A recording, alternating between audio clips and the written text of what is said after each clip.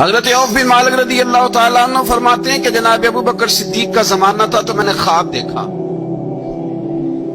میں نے خواب میں جناب عمر کو دیکھا اور میں نے دیکھا کہ کوئی کہنے والا کہہ رہا ہے کہ عمر وہ ہے کہ اللہ کے رستے میں کوئی اسے جتنا مرضی برا بھلا کہے یہ پرواہ نہیں کرتا.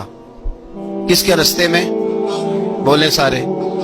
اس کا مطلب ہے اللہ کے رستے میں لوگ برا بھلا بھی. قرآن مجید نے کہا وَلَا يَخَافُونَ لَوْمَةَ لَائِمٍ. کچھ لوگ ایسے ہیں جو برا بھلا کہنے والوں کی پرواہ نہیں کرتے. حضرت عوف بن مالک اشجعی کہتے ہیں میں نے خواب میں دیکھا کہ عمر وہ ہے جو کسی کی پرواہ، اور دوسری بات میں نے یہ دیکھی کہ عمر خلیفہ بنے گا، اور تیسری بات میں نے خواب میں یہ دیکھی کہ عمر شہید بھی کیا جائے گا، عمر شہید بھی ہوگا. یہ میں نے تین باتیں خواب میں دیکھی. فرماتے ہیں میں نے آ کے خواب حضرت ابو بکر صدیق کو سنائی. وہ خلیفہ تھے. وہ کہنے لگے ٹھہر جا، میں عمر کو بلاتا ہوں، اس کے سامنے دوبارہ سنانا.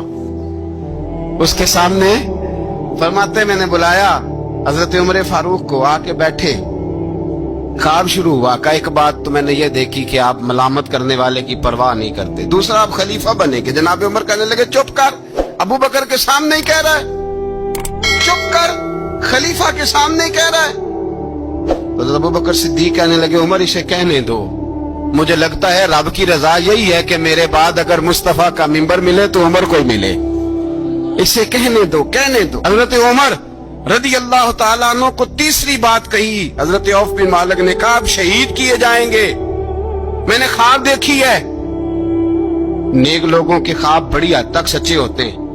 کہا میں نے خواب دیکھی ہے. تو حضرت عمر کہنے لگے شہید تو دلیر لوگ ہوتے ہیں، شہید تو دلیر، جسے سارا زمانہ دلیر کہہ رہا ہے وہ اپنے بارے میں کیا کہہ رہے ہیں؟ کہتے ہیں شہید تو دلیر. میں تو کاہل سا آدمی ہوں، سست آدمی ہوں، میں تو اتنا کام ہی نہیں کرتا. تو یہ خواب تو نے جو دیکھا ہے نا پھر سے دیکھنا.